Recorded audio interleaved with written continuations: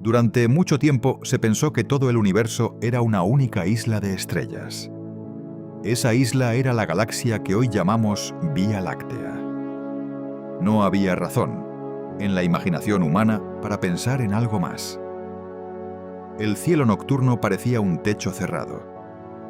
Las estrellas eran puntos fijos. El cosmos se sentía pequeño, limitado y cercano. Eso cambió en el siglo XX, cuando los telescopios empezaron a resolver manchas difusas en el cielo. Esas manchas no eran cúmulos dentro de nuestra galaxia.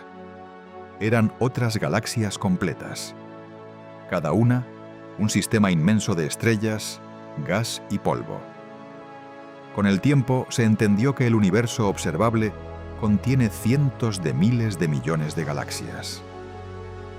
La Vía Láctea dejó de ser el centro. Pasó a ser una más entre muchas. Esa corrección de escala es el primer paso para hablar de vida más allá de nuestra galaxia. No estamos en un rincón privilegiado. No hay señales de que nuestra posición sea especial. La física que conocemos se cumple aquí y también en cualquier otra galaxia. Las constantes físicas observadas son las mismas. La gravedad actúa igual. La luz se comporta igual. La materia obedece las mismas leyes básicas. Si las leyes son universales, los procesos también. Las estrellas se forman por colapso de nubes de gas en todas partes. En su interior fusionan hidrógeno en helio. En etapas posteriores producen carbono, oxígeno, nitrógeno, hierro y otros elementos pesados. Cuando estas estrellas masivas mueren, los expulsan al espacio.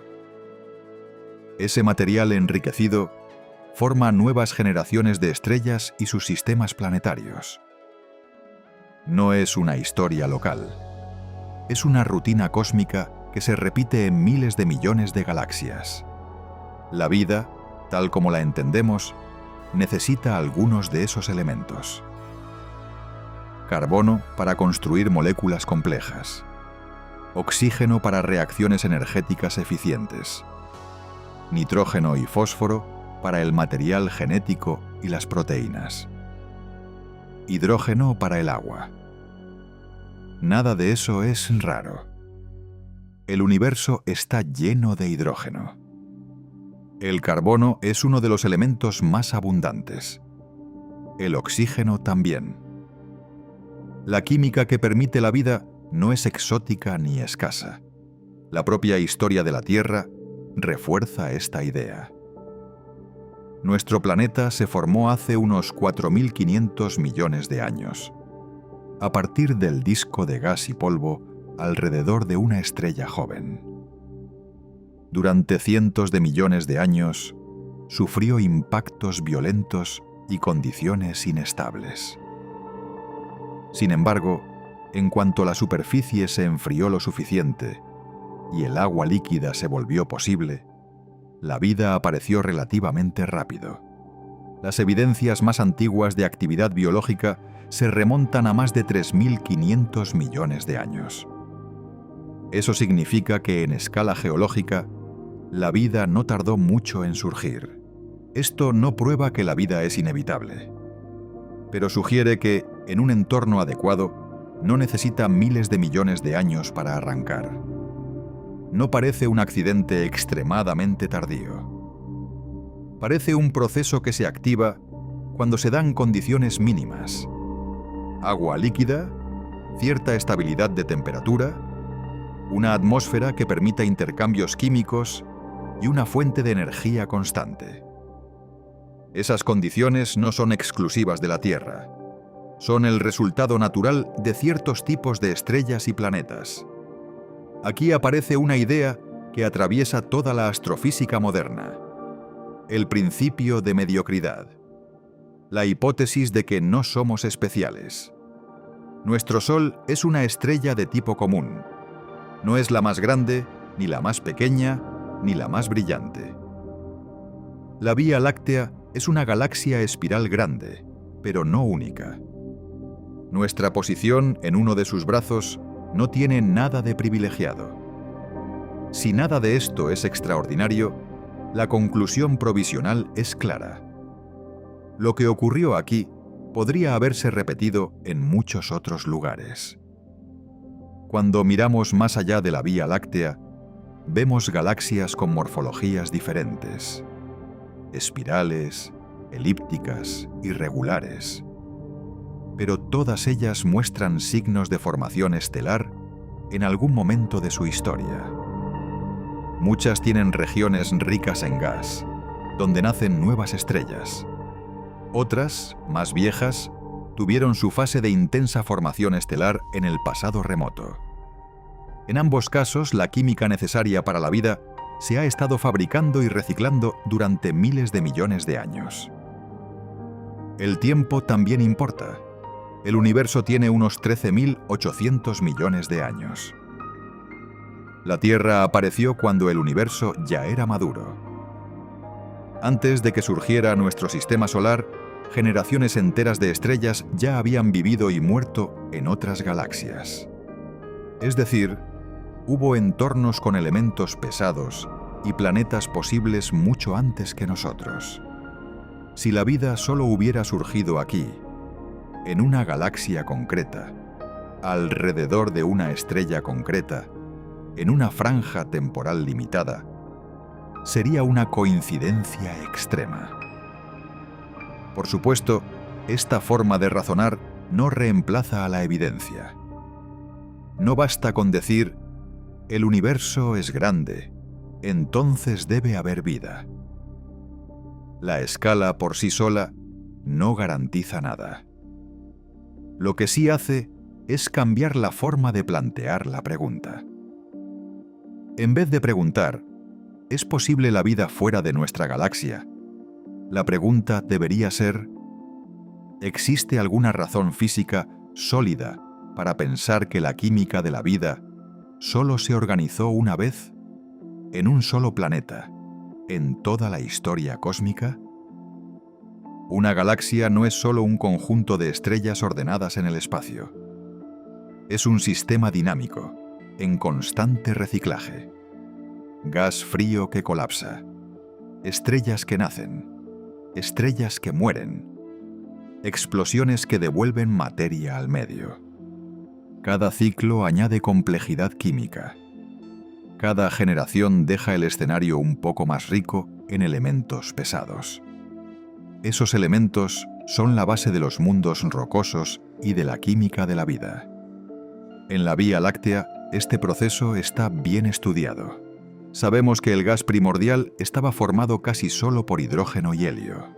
Las primeras estrellas fusionaron esos elementos y crearon carbono, oxígeno, nitrógeno, hierro y muchos otros. Al morir, sembraron el medio interestelar con estos productos. La siguiente generación de estrellas se formó en nubes ya enriquecidas. Sus discos de gas y polvo dieron lugar a planetas. Lo importante es que este mecanismo no es exclusivo de nuestra galaxia. Es un patrón general. Cuando observamos otras galaxias, vemos firmas claras de estos mismos procesos. En espirales parecidas a la Vía Láctea, aparecen brazos llenos de regiones de formación estelar. Esas zonas brillan en luz ultravioleta y en ciertas emisiones características del gas ionizado. Son maternidades de estrellas.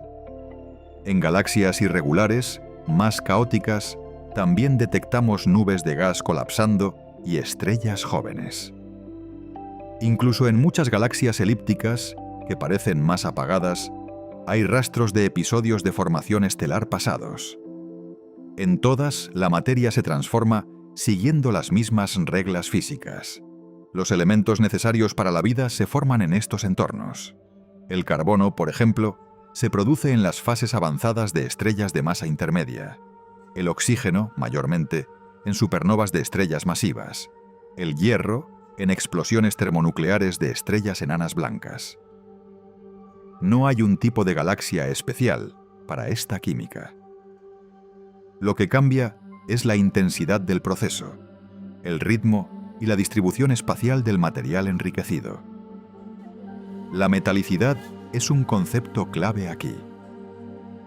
En astrofísica, metales son todos los elementos más pesados que el helio. Una galaxia joven tendrá pocas generaciones de estrellas y, por tanto, menor metalicidad. Una galaxia que ha formado estrellas durante miles de millones de años acumula metales en su gas. A mayor metalicidad, más fácil es que se formen planetas rocosos.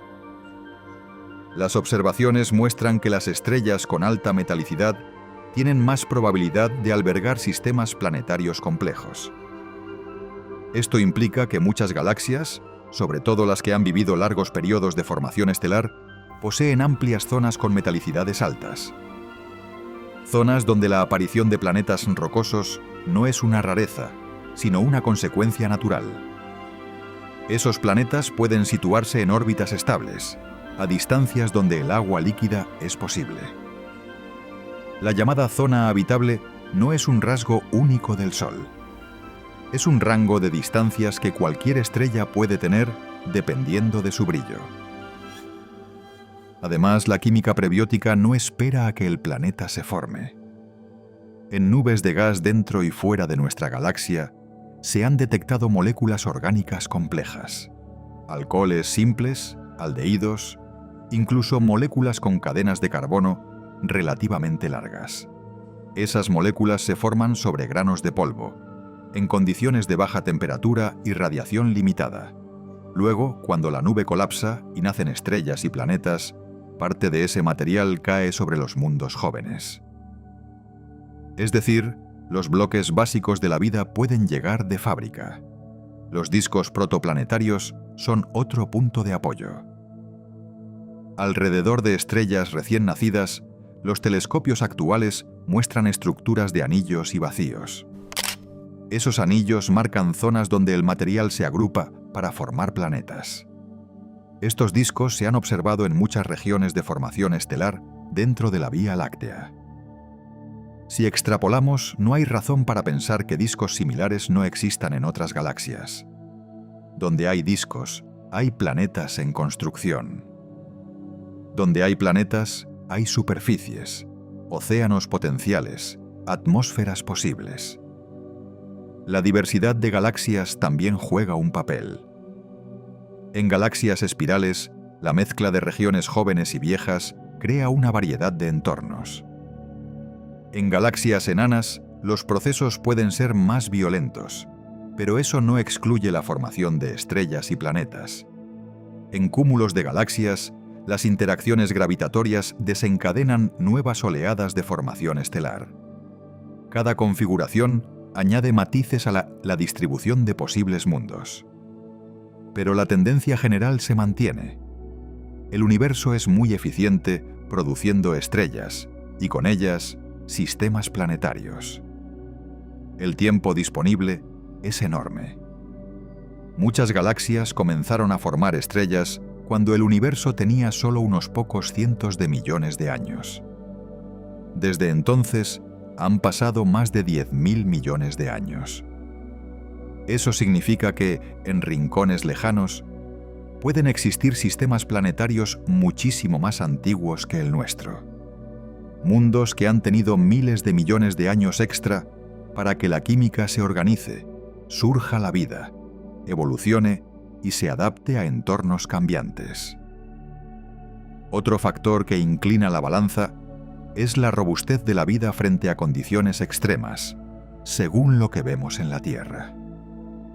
Bacterias que soportan radiación intensa.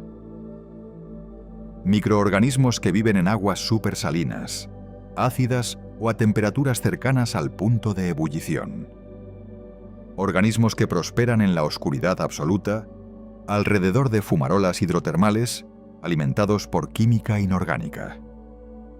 Si la vida aquí no se limita a ambientes templados y cómodos, entonces los entornos potencialmente habitables, a escala galáctica, se multiplican. Si combinamos estos elementos, aparece un cuadro coherente. Galaxias que funcionan como fábricas químicas durante miles de millones de años. estrellas que nacen en nubes enriquecidas, discos protoplanetarios repletos de material apto para construir planetas rocosos, moléculas orgánicas ya presentes en el medio antes de que se formen los mundos. Extremófilos que demuestran que la vida tolera condiciones que antes habríamos considerado letales. Ninguno de estos factores está confinado a la Vía Láctea. Al mismo tiempo, el universo observable contiene, según las estimaciones actuales, del orden de cientos de miles de millones de galaxias, cada una con miles de millones o incluso billones de estrellas. La Vía Láctea, con sus cientos de miles de millones de estrellas, es un ejemplo típico, no una excepción. Si tomamos solo una fracción de esas galaxias como parecidas a la nuestra en tamaño y composición, ya obtenemos un número gigantesco de sistemas estelares potenciales. A nivel de cada galaxia, el siguiente paso es preguntarse ¿cuántas estrellas tienen planetas? Las observaciones de exoplanetas en nuestra propia galaxia muestran algo importante. Los sistemas planetarios no son raros. Prácticamente cada vez que miramos con suficiente precisión, encontramos planetas alrededor de estrellas. No solo gigantes gaseosos. También mundos rocosos, algunos en zonas donde la temperatura permitiría agua líquida. Es razonable suponer que esta tendencia se repite en otras galaxias. Una manera de ordenar esta idea es usar un esquema similar al de la ecuación de Drake, pero aplicado de forma amplia. Primero, el número de galaxias. Luego, el promedio de estrellas por galaxia. Después, la fracción de estrellas con planetas. A continuación, la fracción de esos planetas que se encuentran en la llamada zona habitable. Más allá, la fracción que mantiene condiciones relativamente estables durante millones de años. Y, finalmente, la fracción en la que la vida realmente llega a surgir. Cada uno de esos factores tiene incertidumbres enormes. No conocemos sus valores exactos ni dentro de nuestra galaxia, mucho menos fuera. Pero podemos trabajar con rangos. Hay estimaciones conservadoras, moderadas y optimistas. Lo que interesa no es un número exacto, sino el orden de magnitud. Saber si el resultado final es cercano a cero o, en cambio, gigantesco. La experiencia en la Tierra sugiere que, si las condiciones mínimas se dan, la vida puede aparecer relativamente rápido. No tardó miles de millones de años. Aprovechó una ventana temprana de estabilidad. Eso permite asignar a la probabilidad de origen de la vida un valor que, si bien incierto, no es ridículamente pequeño. No estamos hablando de un evento que necesita un universo entero para ocurrir una sola vez. Parece más probable un proceso que se activa en muchos entornos compatibles. Aquí conviene distinguir entre dos niveles: vida simple y vida compleja.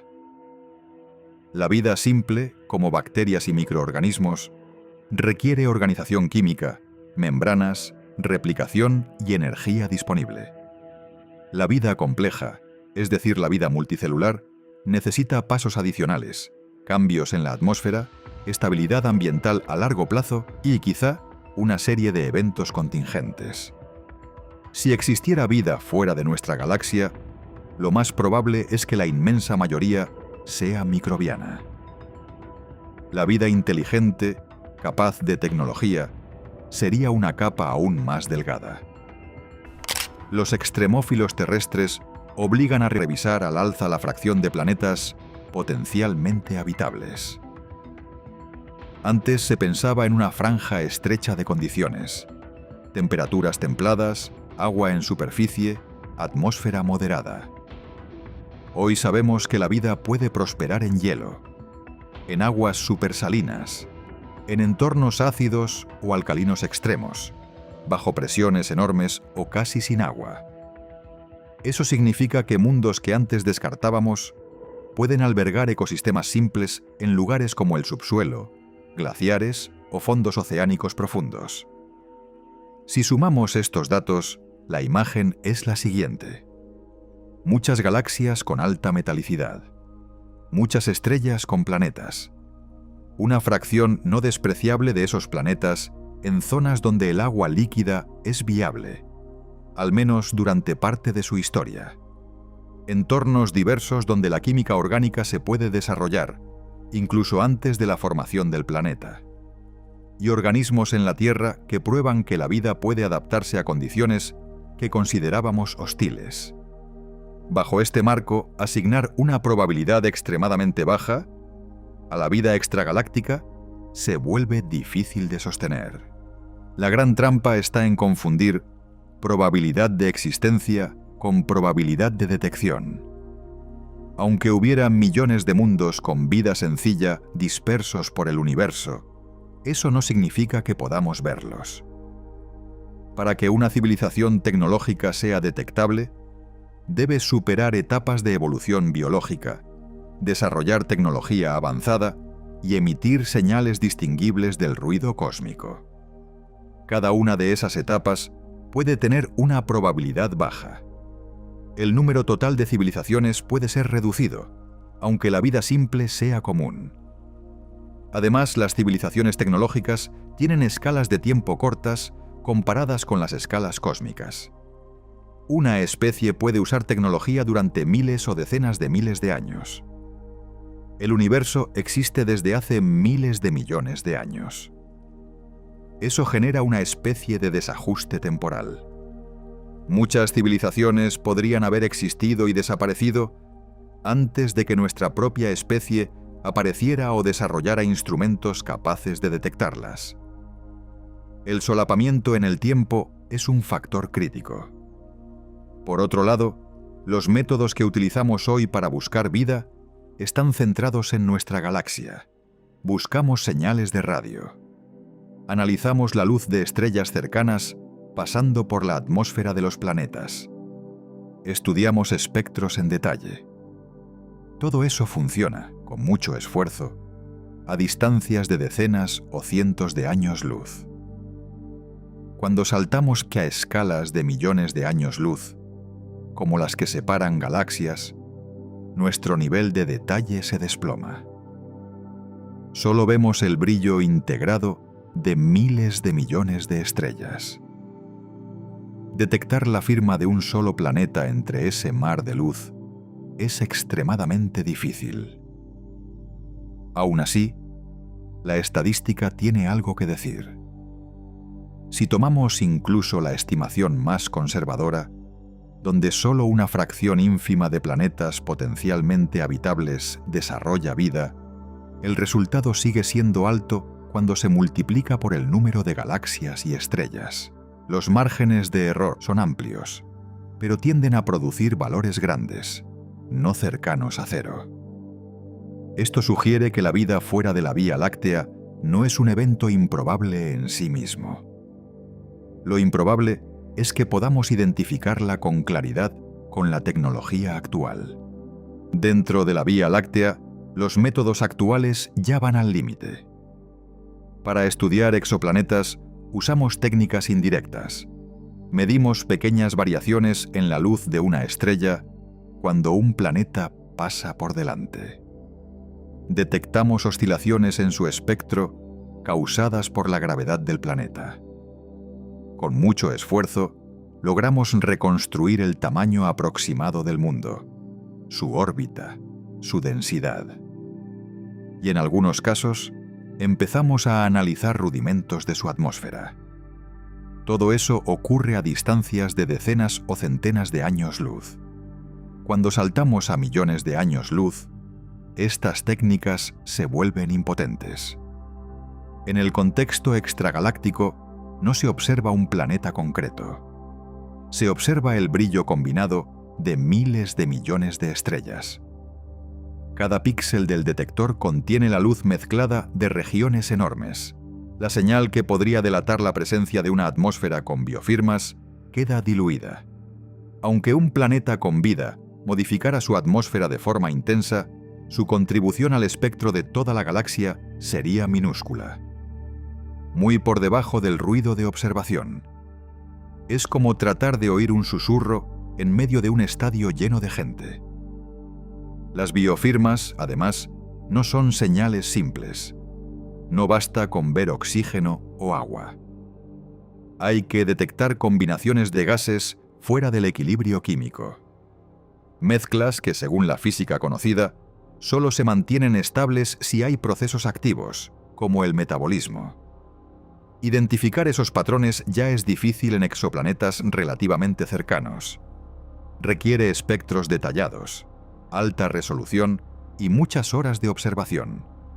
Hacer lo mismo con la luz integrada de una galaxia entera añade una capa extra de complejidad. Luego están los límites conceptuales. Definimos la vida a partir del único ejemplo que conocemos: sistemas basados en carbono, agua como solvente, genética ordenada en moléculas parecidas al ADN o al ARN. Pero la química de un universo viejo y diverso podría haber explorado caminos distintos, solventes diferentes, estructuras estables a otras temperaturas, formas de organización que no se parecen a las biológicas terrestres. Si eso existe, es probable que nuestras estrategias actuales de búsqueda lo ignoren por completo. Estamos afinando los instrumentos para encontrar lo que ya sabemos que funciona aquí. Esta dependencia de un solo modelo crea un sesgo.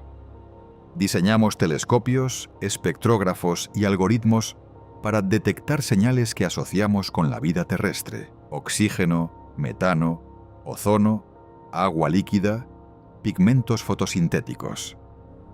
Si la vida fuera de la galaxia usa otros caminos químicos, puede quedar escondida dentro de lo que interpretamos como ruido o variaciones normales en el medio interestelar. Técnicamente, podríamos estar observando galaxias llenas de procesos biológicos que no reconocemos como tales. A esto se suma un problema de escala temporal. La luz que recibimos de galaxias muy lejanas salió de allí hace miles de millones de años. Vemos cómo eran, no cómo son hoy. Si en ese tiempo hubo una fase breve con una biosfera intensa en algunos planetas, sus huellas químicas habrán desaparecido de la señal integrada. El brillo total de la galaxia no retiene esa memoria detallada. Lo que llega hasta nosotros es una especie de promedio grueso sobre grandes volúmenes y largos periodos de tiempo. Otro límite importante es la sensibilidad de nuestros instrumentos. Cada telescopio tiene un umbral mínimo de señal por encima del ruido. Para superar ese umbral, a menudo se promedian datos, se integran exposiciones largas, se sacrifican detalles finos. Ese proceso de promediar está reñido con la detección de señales débiles y específicas, como las que podrían generar procesos biológicos en unos pocos planetas dentro de una galaxia. La información existe, pero queda enterrada en una mezcla de luces mucho más intensas. Existen propuestas para buscar tecnofirmas a escala galáctica. Por ejemplo, civilizaciones avanzadas que modifiquen grandes regiones de su galaxia, construyan megaestructuras o generen patrones energéticos anómalos. Pero estas ideas se mueven en el terreno de la especulación. No sabemos si la tecnología tiende a expresarse de esa manera. Tampoco sabemos si una civilización así querría ser visible. Una vez más, trabajamos con un solo modelo: el nuestro extrapolado. Hasta ahora hemos visto un panorama desigual. Por un lado, un universo lleno de galaxias que fabrican estrellas, elementos pesados y planetas de forma masiva. Un marco físico donde la vida parece posible en muchos lugares. Por otro lado, una ausencia total de detecciones claras de vida fuera de la Vía Láctea. El contraste invita a una pregunta directa: ¿qué podemos esperar realmente del futuro de esta búsqueda?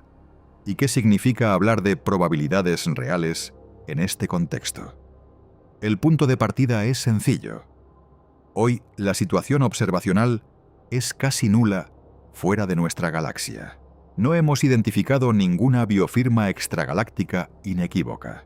No conocemos ningún planeta concreto en otra galaxia.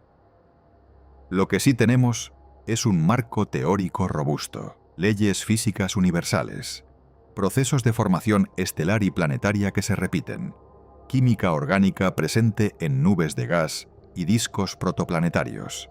La vida en la Tierra aparece pronto y resiste condiciones extremas.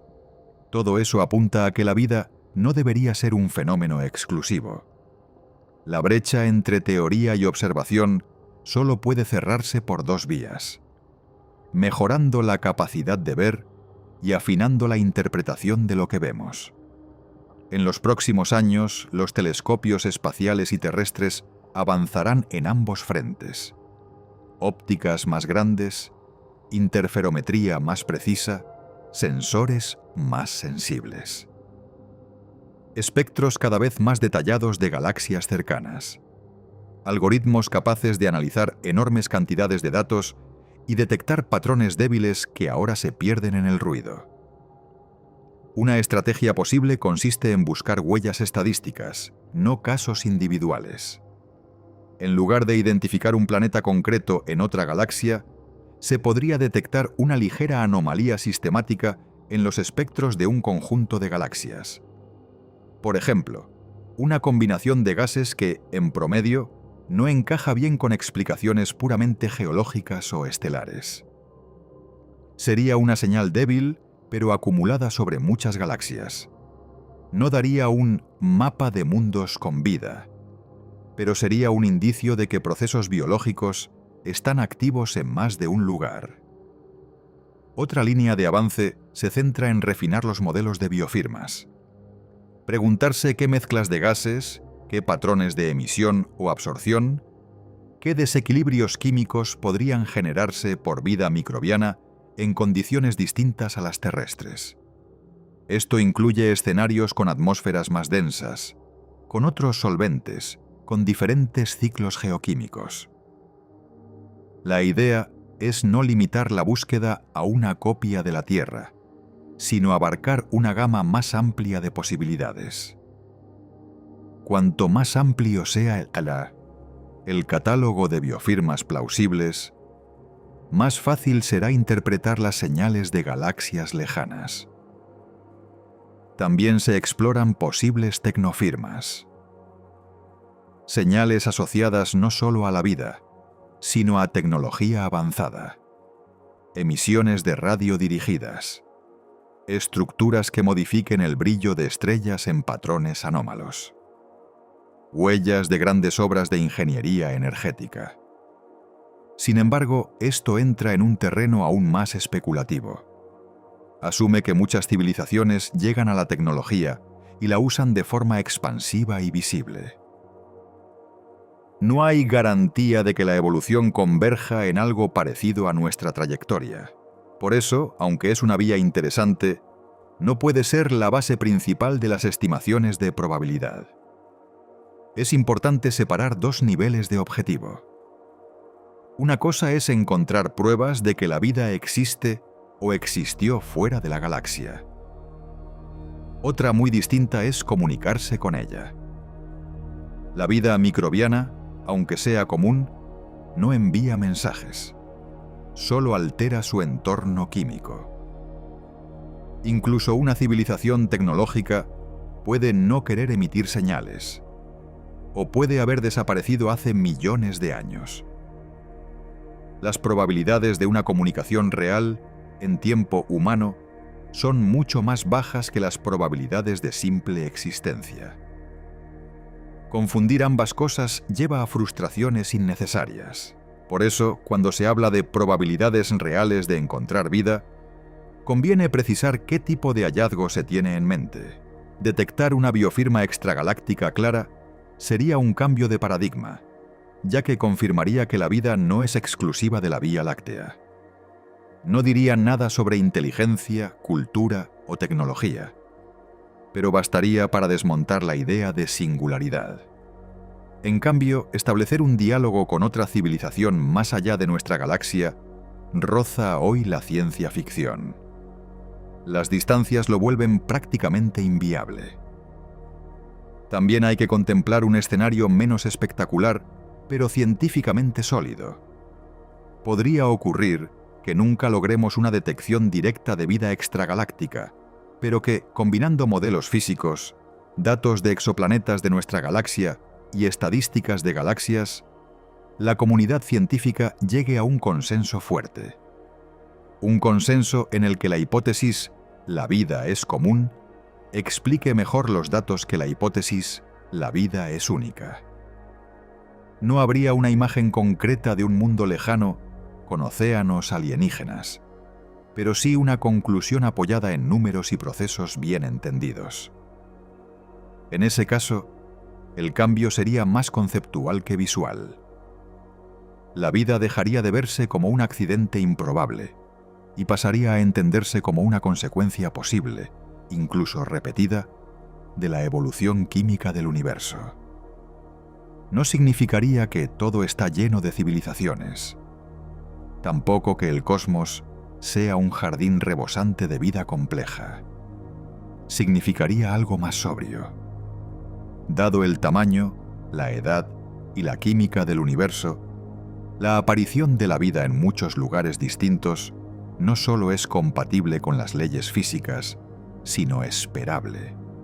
Las implicaciones van más allá de la astrofísica. Afectan a cómo entendemos nuestro lugar en el cosmos. Si la vida surgió en muchos rincones, nuestra existencia se vuelve parte de un patrón amplio. No somos el centro de nada. Somos una manifestación local de un proceso general. Esto no resta valor a la experiencia humana, pero sí la reubica. La singularidad deja de ser un argumento de excepción y pasa a ser un efecto de perspectiva limitada. Al final, las probabilidades reales de encontrar vida fuera de la Vía Láctea están atrapadas entre dos límites. Por abajo, nuestras capacidades tecnológicas presentes, que apenas rascan la superficie de lo observable. Por arriba, un universo que parece ofrecer, una y otra vez, las condiciones básicas para que la química se organice en algo que llamamos vida. Entre esos dos extremos se mueve la investigación. Cada nuevo telescopio, cada nuevo modelo, cada nuevo espectro amplio de una galaxia añade una pieza pequeña. Puede que el salto desde la Vía Láctea al resto del universo vivo nunca se vea en una imagen única y espectacular. Puede que llegue como una conclusión lenta, respaldada por datos acumulados. Lo que sí parece claro es que, a medida que mejoramos nuestra forma de mirar, la idea de un cosmos completamente estéril, fuera de nuestra galaxia, se vuelve cada vez menos compatible con lo que sabemos. Y el verdadero desafío ya no es solo si hay vida, sino hasta dónde seremos capaces de reconocerla cuando por fin deje huellas lo bastante claras en nuestra forma de observar.